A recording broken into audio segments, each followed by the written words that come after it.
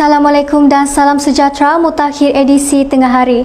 Bertemu kita kembali bersama saya Dayang Fatihah di Sabah Hits Online TV. Kita ke tajuk utama. Letupan di sebuah pulau menjadi tanda tanya, tiada sebarang bukti dijumpai. Pengusaha teksi kini terjejas pendapatan. Peniaga kehilangan sejumlah wang, suspek kini ditahan.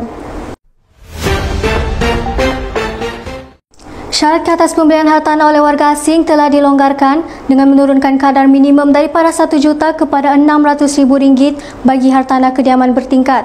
Menurut pengerusi Majlis Penasihat Ekonomi Sabah, Tan Sri David Chu, keputusan itu membolehkan warga asing untuk membeli unit kediaman bertingkat pada harga RM600,000 dan ke atas kerana kegagalan pasaran tempatan tidak dapat menyerap bekalan hartanah sedia ada dan masalah syarat pinjaman yang ketat. Walau bagaimanapun, pemilikan asing untuk rumah bertanah dikekalkan pada kadar minimum RM1 juta. Sementara itu, sebuah meja bulat telah diadakan bagi membincangkan program Malaysia My Second Home, termasuklah perbincangan berkenaan pengeluaran kad pengenalan merah atau pemastautin tetap bagi menarik minat warga asing yang dikategorikan sebagai terlalu kaya. Kerajaan negeri disyadangkan untuk meluarkan MyPR bagi menarik golongan warga asing yang terlalu kaya dari negara seperti China dan Jepun untuk ke Sabah. Seorang lelaki berusia 70 tahun parah selepas diserang buaya ketika mencari lokan di sungai berhampiran kampung rancangan Silabukan peringkat 4 di Lahad Datu. Ketua Polis Daerah Lahad Datu, Asisten Komisioner Rohan Shah Ahmad berkata, siasatan awal mendapati mangsa bersama isteri dan 5 lagi rakan sekampung pergi ke tepi sungai untuk mencari lokan pada jam 4 petang.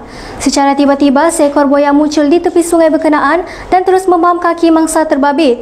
Rakan dan isteri mangsa berjaya menyelamatkannya selepas bertindak memukul kepala dan mata buaya berkenaan. Akibat kejadian, warga emas terbabit mengalami kecederaan di bahagian kaki, tangan dan perut. Mangsa kini dilaporkan berada dalam keadaan stabil di Hospital Lahad Datu.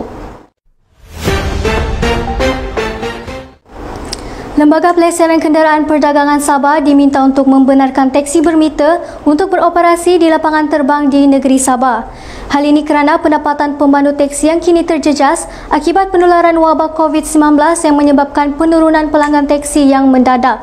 Perkara tersebut telah diterangkan oleh Pengerusi Persatuan Teksi Seluruh Sabah, Hugh Suvun, yang mengatakan pemandu teksi hanya berharap kepada kehadiran penumpang dalam suatu kawasan yang terutamanya di tempat tumpuan orang ramai.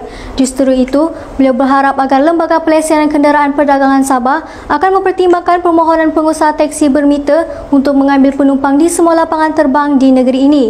Pihaknya memohon kerjasama baik dan kerjasama daripada pengurusan Malaysia Airports Holdings Berhad untuk menyediakan tempat menunggu kepada penumpang. Seorang peniaga yang juga pengusaha rangkaian runcit premium terbesar di Sabah telah kehilangan wang jualan sebanyak RM230,000 dan RM744 yang diletakkan di dalam bot kenderaannya pada baru-baru ini.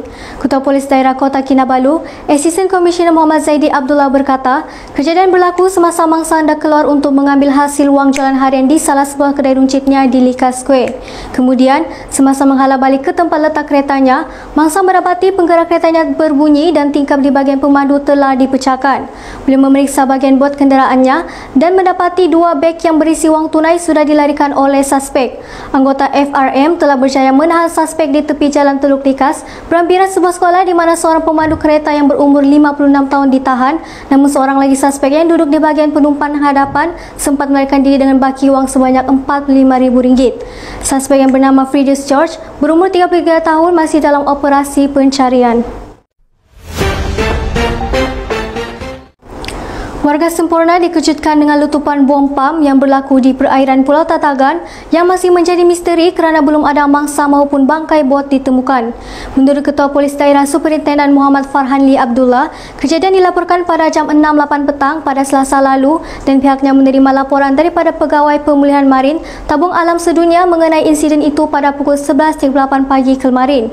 Pegawai tempatan yang berusia 33 tahun itu memaklumkan bahawa dia menerima pesanan melalui aplikasi WhatsApp daripada rakan sekerjanya yang ternampak kejadian letupan serta terdengar bunyi letupan kira-kira 200 meter dari lokasinya yang sedang memungut ikan. Sehingga kini tiada sebarang bot atau mangsa dijumpai setelah kerja operasi mencari dan menyelamat dijalankan di kawasan seluas radius 2 batu nautika dari lokasi kejadian. Oleh itu, mana-mana individu yang kehilangan ahli keluarga tampil ke IPD atau Balai Polis Pelampiran untuk melaporkan kehilangan bagi membantu siasatan. Tuntutlah ilmu hingga ke Menara Gading kerana semakin banyak ilmu, semakin lapang hidup. Saya Dayang Fatihah, Sabah Hits Online TV.